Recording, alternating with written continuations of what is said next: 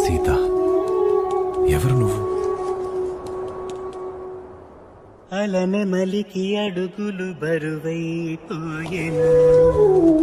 తమరిది నడక చూసిన గగనపు మెరుపుల పరువే మిగులునా, తమరిది నడుము